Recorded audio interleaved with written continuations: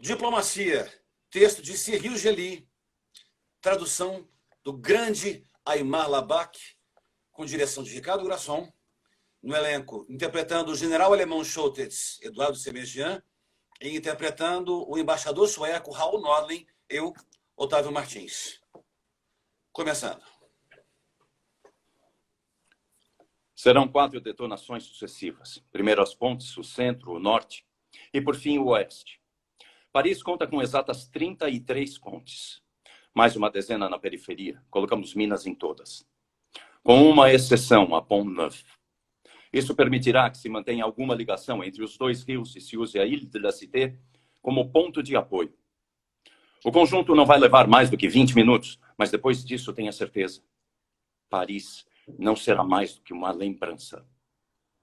As perdas humanas ficarão entre 1,5 milhão e 2 milhões de pessoas.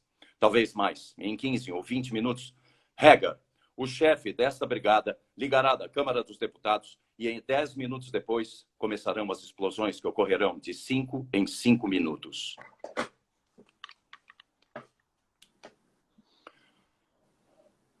Tenente Arnim, aqui, General Schultz. Heil Hitler. Quero que todos os nossos soldados se reúnam em Neuilly. Paris explodirá entre 7 e 7h30.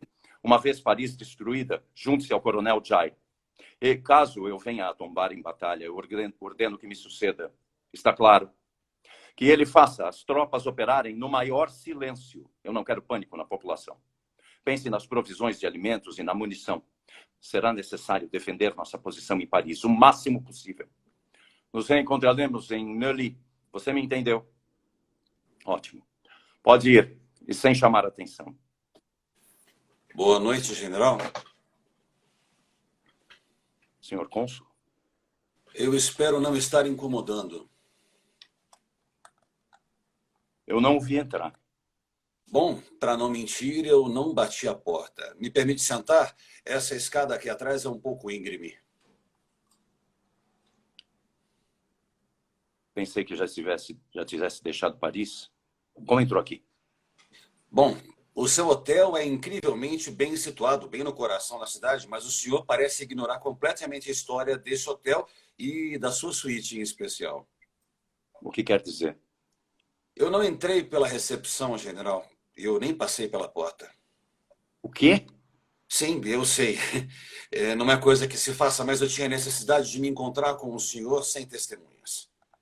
Senhor Nordling, nós sabemos muito bem, o senhor e eu, que essa porta é a única entrada possível. Bom, seria mais correto dizer que é a única entrada que o senhor conhece. Então explique-se. Eu tenho horror a mistérios. Em Paris, general, cada hotel desta cidade tem seus segredos. O Hotel Crillon, o Ritz, o Maurice. Ao chegar aqui, o senhor poderia ter escolhido entre 200 e poucos quartos. Digamos que o senhor escolheu o único quarto que tem um fundo falso. O senhor já ouviu falar em Elisabeth Harrier? Não. Não. E Miss Howard, talvez? Não. Enfim, pouco importa. Na verdade, Elisabeth Harrier e Miss Howard são a mesma pessoa. Miss Howard era seu nome artístico. Por volta de 1869, aquela jovem atriz colecionava pequenos papéis no teatro e à noite colecionava alguns amantes. Eu vou poupá-lo de uma longa lista. Entre seus amantes havia um que morava bem perto aqui, no Palácio das Tuileries, Napoleão. Então, como ele se afeiçoou muito a ela, tratou de instalá-la aqui, nesse apartamento. E, para manter a discrição, mandou instalar aquela escada nos fundos. É um pouco íngreme, é verdade, mas se o senhor usá-la, verá que não conduz à entrada principal, que dá na rua de Rivoli, mas então onde estão seus soldados, mas na rua de Montabor, uma ruazinha bem estreita que fica atrás do hotel. Assim, o imperador só precisava atravessar o Jardim de Tuileries, virar nessa ruela, subir as escadas e encontrar Miss Howard. Chega. Aqui, Schultz. Envie imediatamente 2 homens à Rue de Montabor, atrás do hotel. Aqui, número. Sem número? Então, onde é? General, isso é mesmo necessário? Eu acho bastante improvável que Napoleão apareça aqui a essa hora. Onde fica a entrada? Muito bem. É a fonte que faz esquina com a Rue de Castiglione. A entrada fica pela base, do lado esquerdo. Que monta em guarda na esquina de Rue de Castiglione, na frente da fonte. Lá fora estão 2 ou 3 mil terroristas que cuspiriam de bom grado sobre o meu cadáver. Eu espero que a sua visita valha a pena, Sr. Nordling. Então, o que deseja? Não posso lhe dedicar toda a manhã. Bom, agora que nós estamos mais à vontade, eu vim propor ao senhor que coloque um fim justamente a esses terroristas, como o senhor diz. Eles estão na própria casa, general. São franceses. Eles estão apenas se defendendo. O senhor não acha isso natural? Eu vou acabar com eles até o último. Eu tenho as minhas dúvidas. Mate um, surgirão mais 2. Tudo depende dos meios, Sr. Cônsul. Acredite em mim, estes terroristas não tardarão a compreender que não se pode desafiar o Reich. Até aqui fomos mais que conciliadores. Nunca matamos ninguém pelo prazer de matar, mas por simples obrigação, como represália. Há apenas 2 semanas, Paris era a melhor coisa que poderia acontecer a um oficial. Era o território mais disciplinado, mais dócil de toda a França, de toda a Europa nazista. Os parisienses são covardes. Há 4 anos estão entrincheirados em casa. Com o avanço dos inimigos na Normandia, alguns puseram a cabeça para fora. E depois começaram a nos atacar, a nos desafiar, a matar dezenas dos meus soldados. E eles vão pagar por isso. Eu não farei nenhuma distinção entre terroristas e qualquer outro. Eu fui nomeado a Paris para restabelecer a ordem e eu pretendo fazer mais do que isso. E o que o senhor pensa em fazer exatamente? O senhor verá. Enquanto espera, o melhor que faria seria deixar a cidade o mais rápido possível. O senhor não tem nada a ver com tudo isso. Deixar Paris? Nem pensar. Ir para onde? Sei lá, de volta para casa. O senhor parece não compreender. Eu estou em casa. É o senhor que não está. Como disse, Nós 2 somos estrangeiros. O senhor alemão, eu sueco. Mas eu nasci em Paris. Eu sempre vivi aqui. Já o senhor só está aqui há apenas 15 dias. e daí? E daí? E daí que eu conheço esses homens e essas mulheres, general, eles jamais vão deixá-lo em paz. Eles abandonaram seus trabalhos, seu conforto, suas famílias. O que o senhor quer que eu faça? Eles darão a própria vida se for preciso. Nós também. Isto é uma guerra, não uma festa. É uma guerra, claro, mas quantos são os senhores, general? 3, 4 mil soldados alemães? Eles são mais de 3 milhões do outro lado. Isso hoje. Amanhã, isso vai ser um massacre.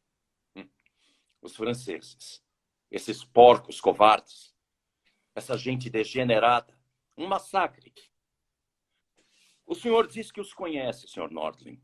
É um diplomata, não um militar. Não venha me querer ensinar qualquer coisa. O que são 3 milhões de franceses? Nada, vento. Eu acabo com eles num piscar de olhos.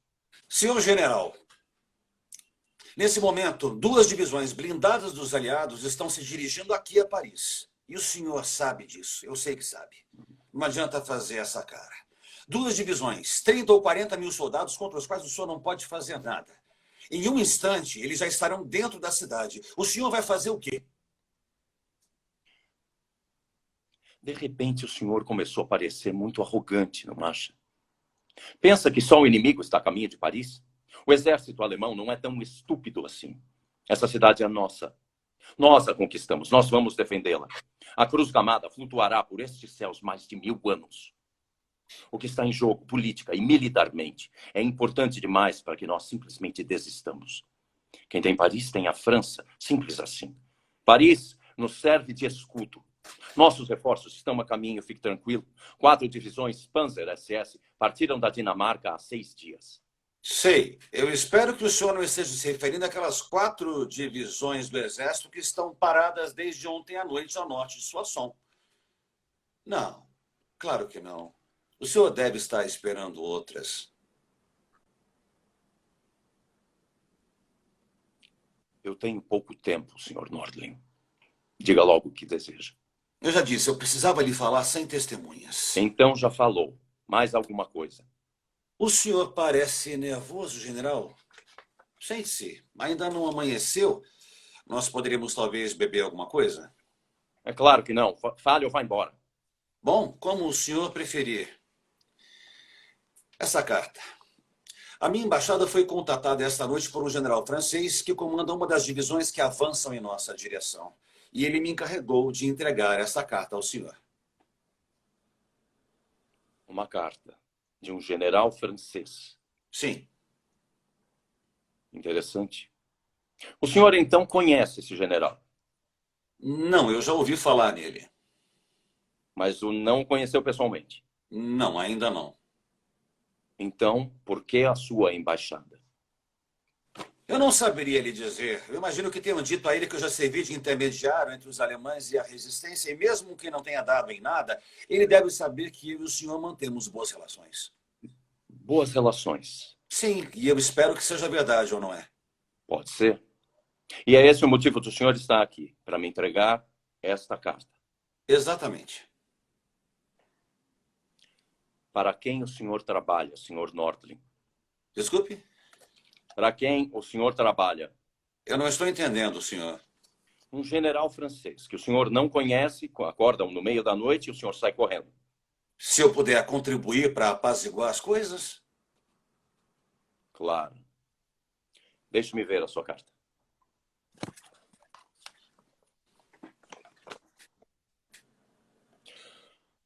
Eu não tenho o hábito de me corresponder com um general inimigo antes do fim dos combates, senhor Nordling. Foi exatamente o que eu disse a ele, general, mas no seu lugar, eu leria essa carta mesmo assim, nem que fosse só por curiosidade. O senhor acha que eu não conheço o conteúdo dessa carta? Bom, se isso o diverte, diga a esse palhaço que eu não aceito ultimatos. Pegue de volta. Realmente, é disso que se trata. O senhor é realmente muito bom. Esse é o costume nessas circunstâncias. Ah, é o costume? Eu não sabia. Sim. E o senhor, claro, é seu dever recusar. Imagino que esse também deva ser o costume. Não é costume, são as ordens, e eu jamais discuti uma ordem. Evidente. Se não fosse assim, o senhor não seria general. Mas se uma ordem é absurda, se ela coloca em risco Eu a sua jamais vida recebi uma e a ordem. vida dos seus homens, o senhor tem o direito de recusar esta ordem, não? Eu jamais recebi uma ordem absurda. Nunca? Nunca. Veja bem, o senhor não pode defender Paris com 3 ou 4 mil soldados. É impossível e o senhor sabe muito bem disso. É como um suicídio. O senhor não vai poder evitar um banho de sangue e, ao final de tudo, uma humilhação. O general Leclerc lhe garante uma rendição honrosa para o senhor e para a Alemanha. Ele só coloca duas condições. Primeiro, que o senhor deve se render sem combate. E segundo, que o senhor entregue Paris intacta, como a encontrou. Apenas isso. Pense bem, general. Uma vez que eu tenha transmitido a sua resposta, eu não vou ter como voltar atrás. General Schultz, por favor, não cometa o mesmo erro que o general von Paulus cometeu em Stalingrado. Renda-se agora, enquanto ainda há tempo. O senhor é casado, senhor cônsul? Casado? Isso. Sou. Tem filhos? Não, infelizmente ainda não. Então o senhor não teria como entender. Entender o quê? Nada, eu peço que se retire agora. Preciso trabalhar. General, Não insista, por favor. Saia. e o que eu devo dizer ao general Leclerc? Ah, verdade. Eu me esqueci. Diga-lhe apenas que nunca se esquecerá desse dia. Por favor, volte para a sua embaixada. Escute, por favor, se o senhor me permite. Eu não gostaria de insistir, mas eu não vou Na ter... verdade, é melhor que o senhor saia de Paris.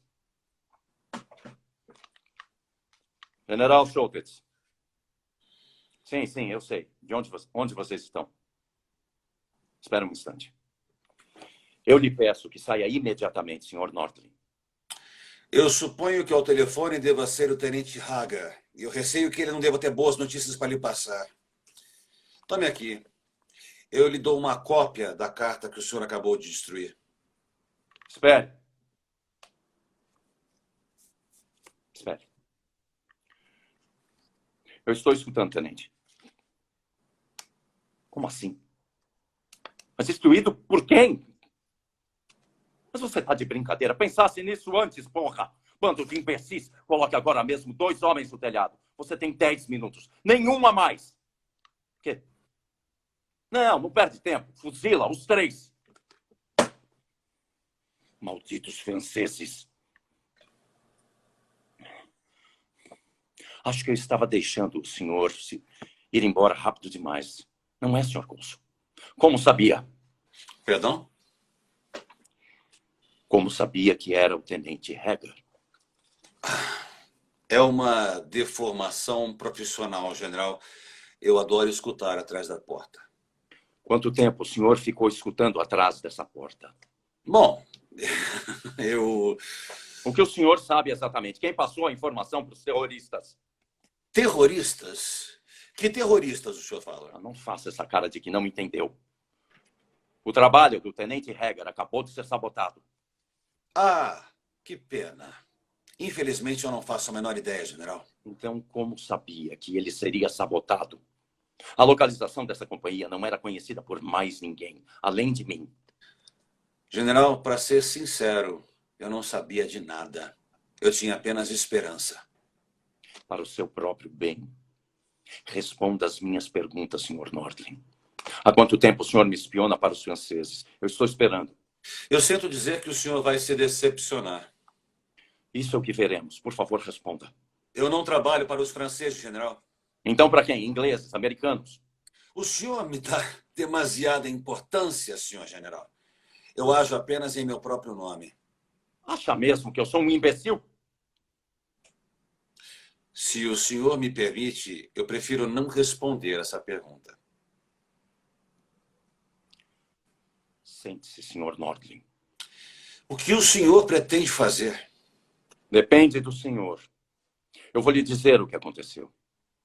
O senhor chegou por volta da meia-noite, passou por trás do hotel e subiu essa escada. Mas havia um cúmplice consigo. Um dos terroristas. Vocês ficaram escondidos atrás dessa porta. Conseguiram as informações que vieram buscar e seu homem foi avisar os seus amigos. Quando o senhor entrou, precisava ganhar mais tempo. Sempre soube que eu não desistiria da minha missão. E que não seria a carta de um generalzinho que me faria mudar de ideia. A não ser, é claro, que o trabalho dos meus homens fosse sabotado e eu não tivesse outra opção a não ser negociar. Foi assim, não foi? Confesse. Pelo menos nós estamos de acordo sobre um ponto. É impossível defender Paris dessa maneira, com 2.000 homens. Sabe o que nós fazemos com homens como o senhor? Eu honestamente espero que o senhor os condecore. Só se for uma condecoração póstuma. O senhor só está se esquecendo de uma coisa, general. Ah, é? Diga. Se eu realmente estivesse mancomunado com a resistência e conhecendo a existência dessa escada, o senhor realmente acredita que ainda estaria vivo? Em 2 semanas, quantas vezes eu poderia ter entrado aqui com homens armados, general?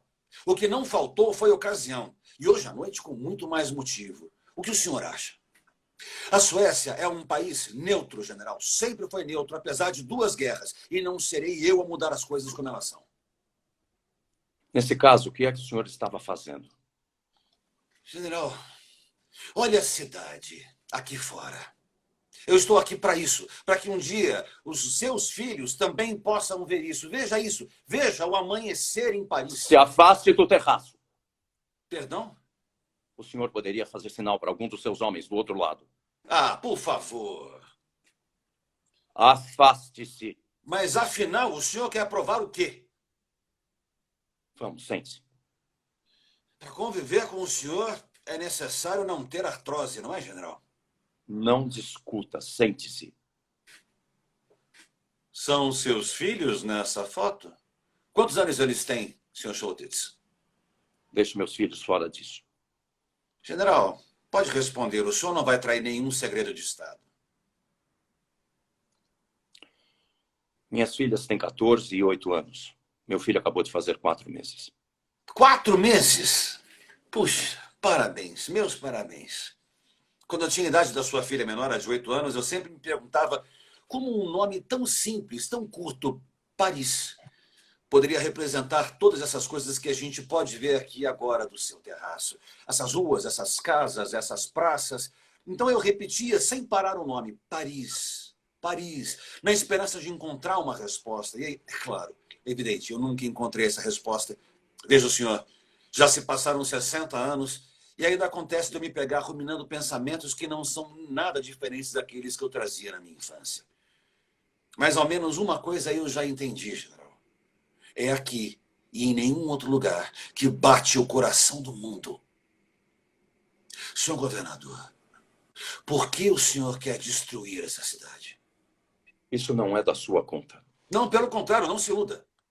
Se não me tivessem pedido para contatá-lo, eu estaria no sétimo sono, sem desconfiar de nada, como todos aqueles que estão dormindo sem saber que o senhor pretende matá-los daqui a pouco.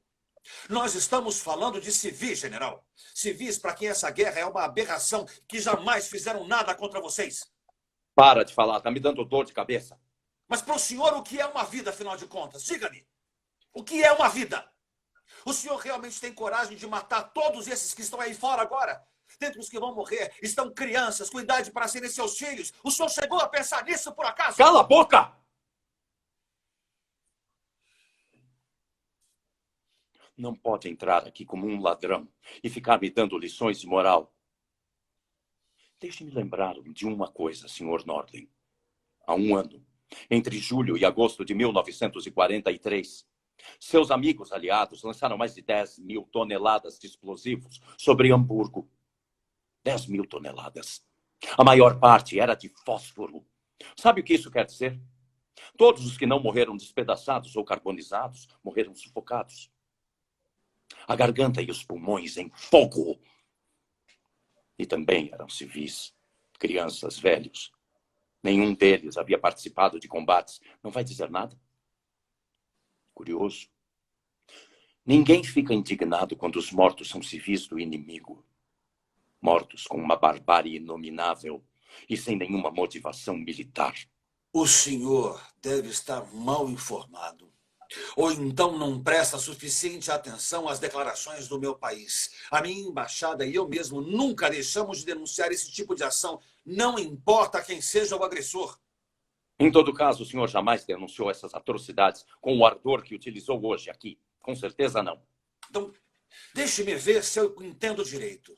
Porque os aliados destruíram uma cidade, isso lhe dá o direito de destruir outra. É isso? Eu achei que o senhor tivesse escrúpulos. Acredite no que o senhor quiser. Eu me entendo com a minha consciência. Paris terá a mesma sorte que Hamburgo, Mannheim ou Berlim. Ótimo. E isso fará do senhor um criminoso. Um criminoso. Continue, Sr. Nordling. O senhor conhece o nome dos pilotos que bombardearam Hamburgo? Não? Não. Nem eu. E eu duvido que algum dia isso venha a se tornar conhecido. Já o senhor está na linha de frente. E o seu nome sempre será ligado à destruição de Paris. E como isso me transforma num criminoso? Me explique. A destruição de uma cidade fora da zona de combate é um ato criminoso. Até aí estamos de acordo. E Paris, até onde eu saiba, não está numa zona de combate, general.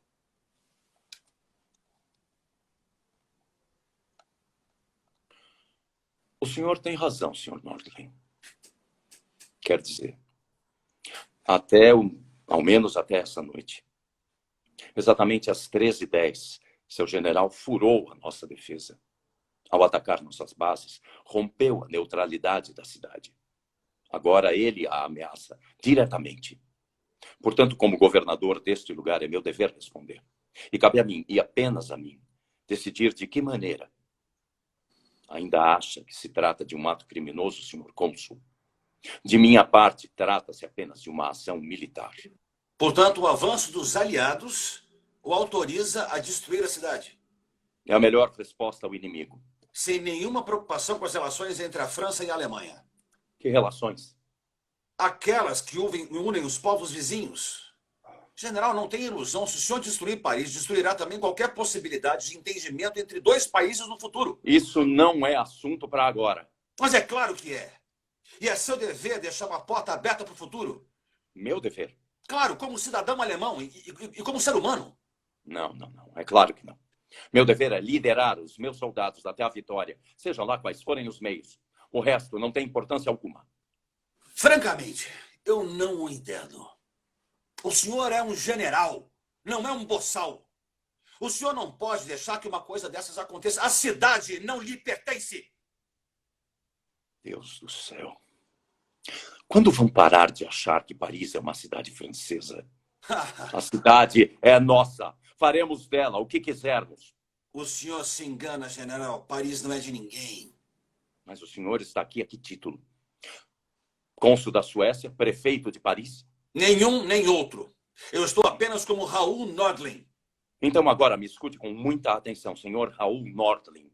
Eu serei muito claro. O senhor, nem ninguém me fará mudar de opinião. Se estes porcos franceses não tivessem colocado Minas no caminho de Soissons, nós não estaríamos aqui. Então acerte as suas diferenças com eles. Eu recebo ordens, eu as executo. Em detrimento de milhões de vidas humanas. Evidente. Daqui a pouco eu vou dar a ordem para destruir Paris. E Paris explodirá. Não importa o que o senhor faça ou diga. Até lá, vamos ficar juntos, senhor Nordling. Depois, eu aconselho que saia da cidade. Eis tudo.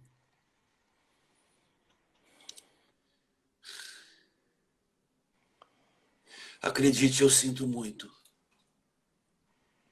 Eu me enganei sobre o senhor. Eu me enganei sobre mim mesmo. Eu acreditei que, vindo até aqui, eu conseguiria dissuadi-lo de cometer essa loucura. Então, nós não veremos mais o Louvre ou a Place de la Concorde?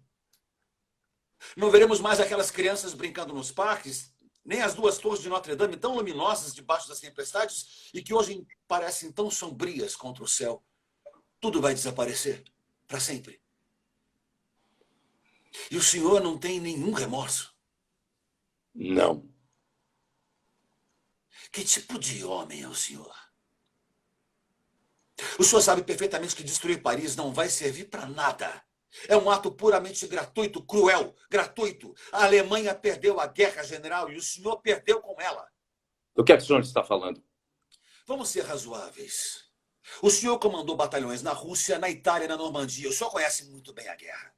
Sabe que agora estão presos, cercados por todos os lados em todas as frentes. Então, para que desgraçar uma cidade e seus milhões de habitantes? Isso não vai lhe permitir mudar o curso dos acontecimentos. Mas quem falou em mudar o curso dos acontecimentos? Destruindo Paris, nós vamos consolidar a nossa posição, nem mais nem menos. Nós tomaremos as ruínas e lutaremos. Assim conservaremos nosso domínio total sobre a França e manteremos o inimigo longe do nosso Reich. Por quanto tempo, general? Se as duas divisões do general Leclerc não nos arrancarem daqui, os aliados vão concentrar todas as forças sobre Paris. Em 15 dias, no máximo, não terá sobrado nenhum dos seus 2.000 soldados alemães e nem os seus 4 batalhões, se um dia eles chegarem aqui. O senhor sabe muito bem que, cedo ou tarde, os aliados chegarão à Alemanha. E o Exército Vermelho já está na Romênia e na Hungria. Vocês estão cercados. Será o fim. E o senhor não diz nada. Então olhe para a cidade. Olhe para a cidade, veja essa cidade. Me diga realmente se vale a pena. Senhor Nordling, o senhor está me irritando. Eu não tenho que lhe prestar contas. Se o senhor destruir Paris, terá forçosamente que prestar contas. Não a mim, claro que não a mim. Mas a todos que virão depois de nós. Reflita, general, por favor. Aproxime-se do terraço. Não vai ser mais do que um instante. Olhe a cidade. Julgue por si mesmo. Não, isso está fora de questão. Então o senhor prefere não encarar a realidade? Que realidade? A minha ou a sua? A realidade que diz que destruir Paris é um absurdo e é demoníaco. A sua, então. Não é apenas a minha, Schultz. O mundo tem olhos postos sobre o senhor e, no final das contas, será o senhor, general Dietrich von Schultz, que será responsabilizado. E para quê? Para adiar por algumas semanas a chegada dos aliados à Alemanha? É uma aberração. É claro que eu sei, o senhor recebeu suas ordens e deve cumpri-las, é natural para um militar. Mas, por favor, não há um limite a partir do qual a obediência deixa de ser um dever. Não sou eu quem deve julgar isso, senhor Nordling. Então quem? Eu não sei. Sim, e no entanto é o senhor que está aqui em posições de responder. Eu sou um soldado. Não é meu papel fazer esse tipo de pergunta. O senhor vai me perdoar, general, mas é exatamente porque o senhor é um soldado que deve fazer esse tipo de pergunta. Senão, a porta estará aberta a todo tipo de atrocidades. O senhor poderá matar, pilhar, destruir tudo impunemente só porque lhe deram uma ordem. É muito fácil, não acha? Não existe uma fronteira, um limite legal e moral para a obediência?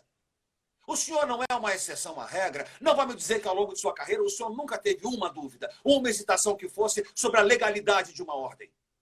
Sr. Nordling, mesmo que fosse esse o caso, eu não tenho o direito de plantar a incerteza entre os meus soldados por minha própria insubordinação.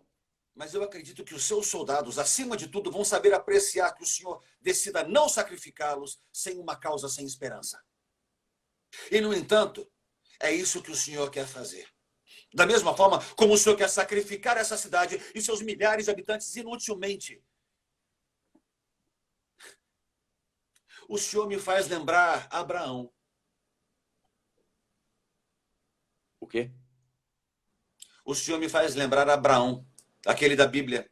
Quando Deus lhe ordena que mate seu próprio filho, Abraão não se revolta, obedece. Afia a faca, prepara o altar, levanta o braço para apunhalar Isaque e em nenhum momento desconfia que Deus o impedirá. Que criança gostaria de ter um pai desses? General, se o senhor não poupar Paris por sua beleza, por sua história, por sua população, faça isso pelo menos pelos seus próprios soldados, pela Alemanha. Porque quando os aliados chegarem à Alemanha, eles se vingarão feito bestas. As suas cidades serão queimadas, as suas casas serão incendiadas. Como o que lembrou o senhor sobre Hamburgo. Mas não ficará só nisso, general. Infelizmente, a Alemanha será tratada como um leproso. E os seus filhos, general, os seus filhos e os filhos dos seus filhos que sobreviverem portarão a vida inteira a cruz gramada na pele. Como hoje, alguns portam a estrela amarela no peito. O senhor fala muito bem, Sr. Nordling. Abraão, um judeu. Eu não acredito mais em Deus, Sr. Cônsul, mas conheço a Bíblia. Muito bem. O que o senhor me pede é para renegar o juramento que fiz de servir a minha pátria, renegar minha educação. Eu cresci numa família impregnada do espírito militar. Meu pai foi soldado. Meu avô foi soldado. Visto este uniforme há 32 anos, participei de 2 guerras e... Ouça. Eu conheci essas 2 guerras em todas as suas fases. Conheci as marchas vitoriosas, a nossa total superioridade. E conheci também o reverso da medalha, na lama, no frio da Rússia. Eu também desejo que essa guerra acabe. Quanto mais cedo, melhor. Mas não posso me render. Então é uma questão de princípios. Chame como quiser. Se Hitler ordenasse que o senhor assassinasse o seu próprio filho de 4 anos, o senhor faria? Sem hesitar? Como Abraão fez há 4.000 anos? Não seja insolente, Sr. Cônsul. O senhor não me deixa muitas opções, general. O senhor sabe o que é a Sippenhaft? O quê? Sippenhaft. Sabe o que é? Sippenhaft, não. É uma lei. Foi promulgada na véspera da minha chegada a Paris, há 15 dias. Por causa dela, a família de cada oficial alemão está sendo usada como refém.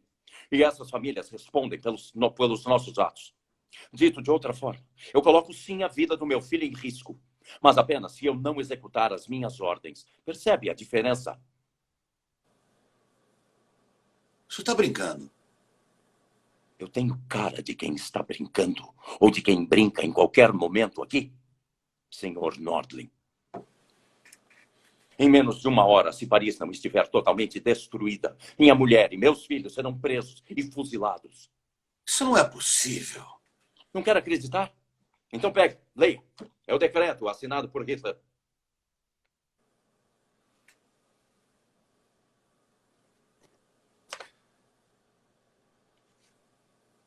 Não é possível.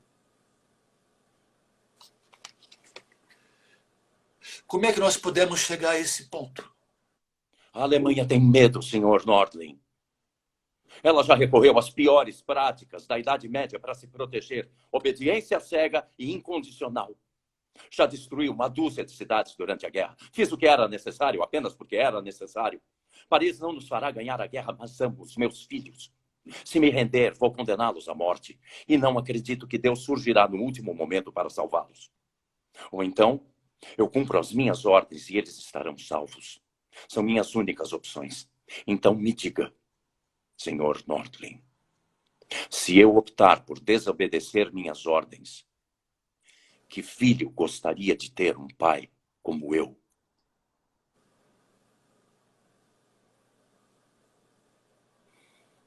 Claro, eu entendo. E nesse caso, o que faria o senhor no meu lugar? Perdão? O que faria o senhor no meu lugar? No seu lugar? Sim, Bom, eu estou ouvindo. Milhares de outras vidas estão em jogo, entre elas há mulheres e crianças, general.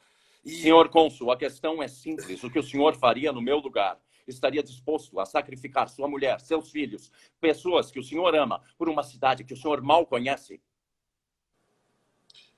Então, espera, eu preciso de uma resposta e preciso dela agora. O que faria no meu lugar? O telefone está tocando. Por favor, me responda. Bom, Responda! Eu não sei!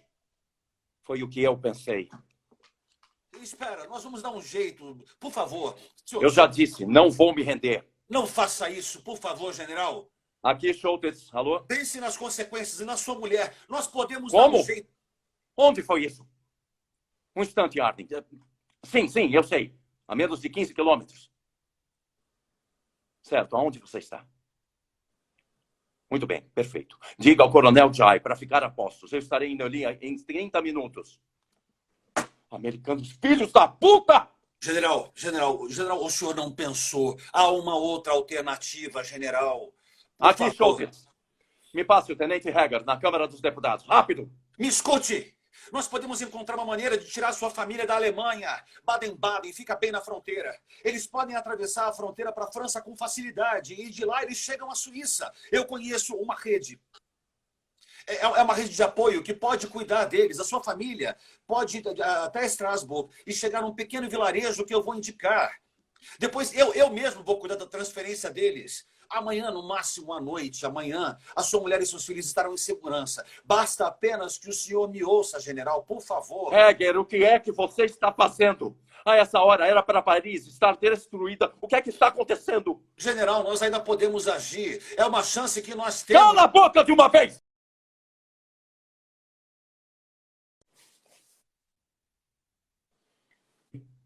Você está de brincadeira? Eu caguei se você teve um problema. Se atrasaram. Se você não der o sinal verde em 5 minutos, eu arrebento os seus miolos pessoalmente. Eu fui claro. Pior que os franceses. General, eu sei como fazer a sua família atravessar a fronteira. E é seguro. Basta o senhor concordar amanhã mesmo. Eles já vão dormir na Suíça.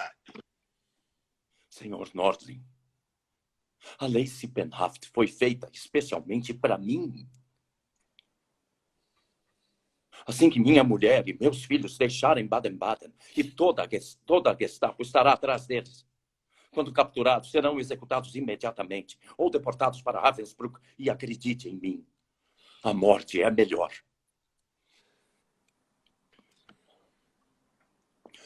O senhor já cumpriu o seu dever vindo até aqui. Agora eu preciso cumprir o meu. General, me faça um favor. Esqueça por um minuto apenas que o senhor está aqui e olhe para esta cidade. Esqueça a guerra. Imagine-se aqui, nesse mesmo terraço, daqui a 5 anos. Um dia de semana, um dia como qualquer outro. O senhor escuta o apito dos rebocadores subindo cena, o perfume de um croissant que sobe até o seu andar e do outro lado passa uma jovem de bicicleta usando um vestido colorido e leve. E à tarde o senhor vai até o Louvre, então até a Torre Eiffel. Talvez o senhor faça uma pausa num terraço de algum café, 5 minutos para respirar, com uma canção de Edith Piaf rolando dentro da cabeça. O senhor terá vindo de Baden-Baden com sua esposa, com seus filhos, e o senhor lhes dirá: fui eu, general Dietrich von Wolters-Schultz, que num certo dia de agosto de 1944 poderia ter destruído tudo isso e não fiz.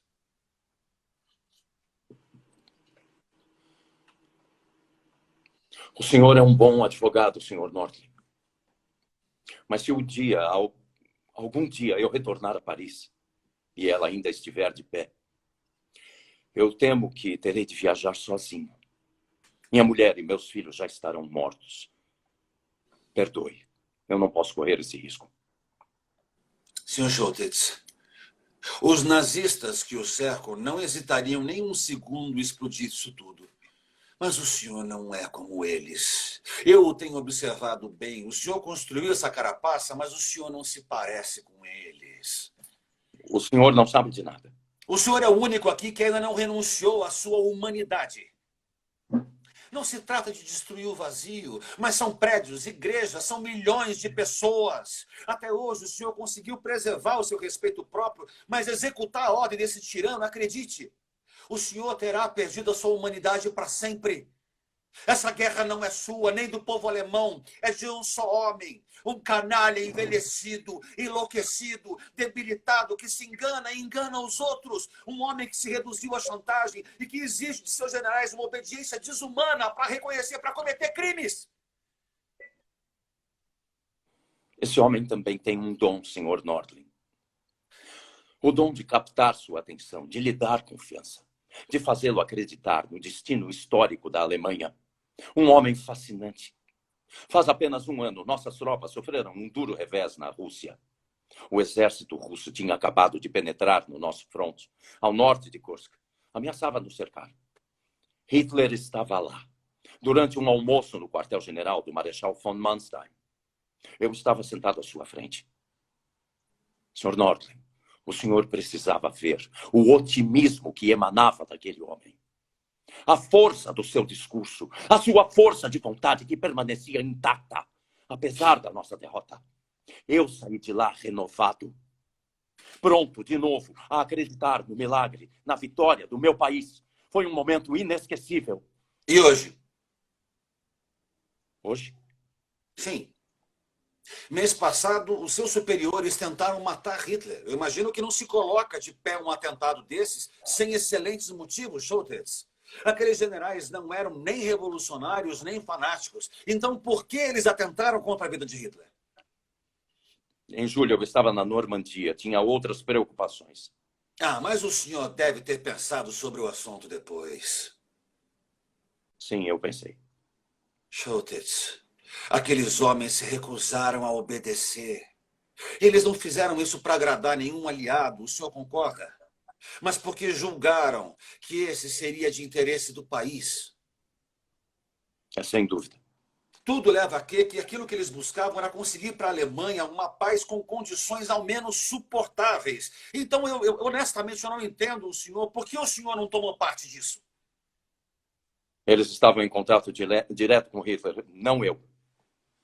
Eu não entendo.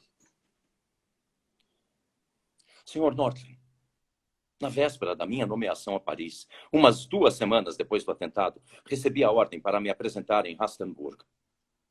Eu estava pronto a ser novamente convencido, a acreditar mais uma vez nas nossas chances.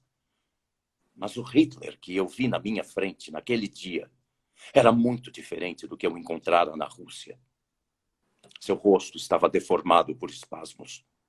A baba escorria da sua boca. Seu olhar, Sr. Nordling, ele cuspia. Seu olhar já não tinha nada de humano. Os generais aos quais o senhor se refere tentaram suprimir Hitler porque aquele homem havia enlouquecido. Ele nos levaria à maior derrota da nossa história. E eles pagaram com a sua vida. Eu sei. Tudo que eu fiz desde o início dessa guerra, todas as batalhas que eu venci, tudo foi pelo bem do meu povo. Eu jamais hesitei em executar uma ordem. Não importava a sua crueza, porque eu acreditava em um certo ideal. Depois de 2 anos, minha única tarefa passou a ser proteger a retirada das nossas tropas e destruir tudo atrás delas. Paris foi para mim só um posto a mais, ligeiramente afastado do fronte. Minha visita ao QG de Hitler virou tudo de cabeça para baixo. Dissipou as minhas últimas ilusões. Eu saí daquele encontro decidido a não mais obedecer às suas ordens ao pé da letra, a evitar qualquer matança inútil. Mas depois, colocaram aquela lâmina acima da cabeça dos meus filhos. A lei Sippenhaft. E hoje, infelizmente, Eu só tenho uma maneira de salvá-los. Eu entendo. Só uma pergunta, general. Se Paris caísse nas mãos dos aliados sem que o senhor pudesse resistir, o que aconteceria exatamente? Como? Não escutei. Se o senhor não destruir Paris, quais serão as consequências? Quer dizer, será mesmo o fim? É o que vai parecer. E isso quer dizer o quê? Todo o fronte ao norte do Sena será deslocado. Nossas bases de lançamento dos mísseis V1 serão perdidos. O inimigo já não será nenhum obstáculo para varrer as nossas tropas para o leste, chegar às portas do Reich. Paris é uma fechadura, Sr. Nordling. Abri-la é permitir que todas as forças adversárias se enfiem pela brecha. Se o senhor perder Paris, qual vai ser a reação da Alemanha e do exército assim que souberem a notícia? Ficarão perplexos num primeiro momento, eu imagino. E depois entrarão em pânico. Pânico! Pânico! Pânico. Nesse caso, o senhor tem o dever de correr o risco de colocar sua família em segurança na Suíça. A prioridade de Hitler não vai ser mandar prender seus filhos, a sua mulher, imediatamente. Não, claro que não. Ele vai ter outras coisas em que pensar, e isso nos dá algum tempo para agir. O senhor sabe muito bem que se eu me render, serei feito prisioneiro em seguida. O que quer que eu faça? Confie em mim. Confiar no senhor? Que garantias eu tenho? É simples. Apenas 50 quilômetros separam a cidade da sua família, Baden-Baden, de Estrasburgo. Eles podem fazer o caminho em 1 hora até uma cidade chamada Annemasse. Viajando à noite, sua família chegará amanhã de manhã na Suíça.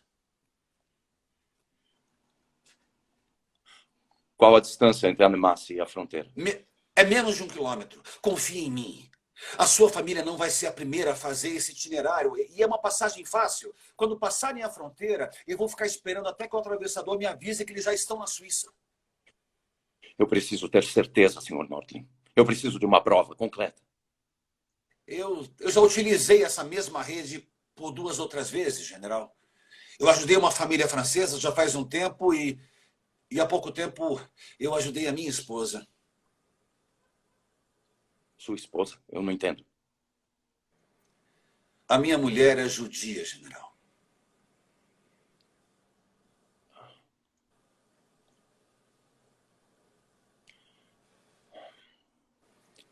Onde está a carta do general francês que o senhor queria me entregar?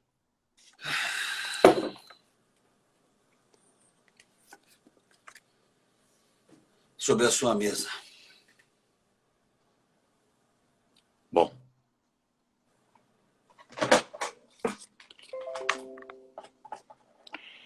Aqui, Schultz. Me passe o tenente Heger. General. Heger, aqui é Schultz. Aborte a operação. Não importa, você me entendeu perfeitamente. Paris deve ficar intacta. Desarme os explosivos e disperse seus homens pela cidade. Por grupos de 5, fui claro? Bom.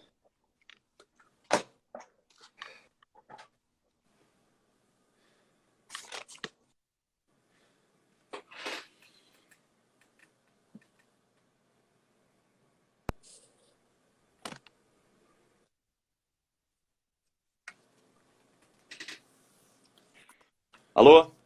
Aqui é Schultz. Quem está falando? Preste atenção, Tenente Arden. Paris não vai explodir. Não é para entender. Redistribua seus homens por Paris. Combata por sua honra. Arden, diga aos soldados para se renderem apenas para as forças regulares. Que Deus o proteja, Tenente. Diga à minha esposa o seguinte, Sr. Nordling, que ela compreenda que é o melhor a fazer e poderá retornar quando a guerra acabar.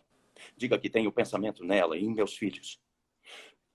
Diga-lhe também que permaneci fiel, que não traí a nossa pátria e que se recusei a destruir Paris. Foi para evitar que a Alemanha sofresse um mal ainda maior do que aquele que sofrerá. Eu lhe confio o que tenho de mais caro, Sr. Nordling. Vele para que nada aconteça de mal a eles. Eu direi tudo a ela, general. Nada de mal vai acontecer com eles. O senhor tem a minha palavra. Vá lá. Aqui termina a minha carreira. Porque essa cara, general, tudo vai acabar bem. E o senhor será o homem que não destruiu Paris. Isso será lembrado em sua honra. Schultz, obrigado. Não me agradeça, Sr. Nordling. Faça o que o senhor tem que fazer. Vá, não perca tempo. Adeus, general. O general von Schultz foi preso pelos aliados e levado no mesmo dia de sua rendição ao general Leclerc. Foi preso na Inglaterra e solto em 1947. Sua mulher e seus 3 filhos foram condenados à morte pelo regime nazista, mas com a derrota alemã não sofreram nada. Schultz pôde, enfim, reencontrar sua família em Baden-Baden. Ele morreu em 1966. Quanto a Nordling, de Paris, pouco depois da guerra, e condecorado com Legião de Honra. Na medalha de ouro que a cidade lhe deu, pode-se ver Paris rompendo as correntes. Raoul Nordling morreu em outubro de 1962, curiosamente, antes do general Schultz.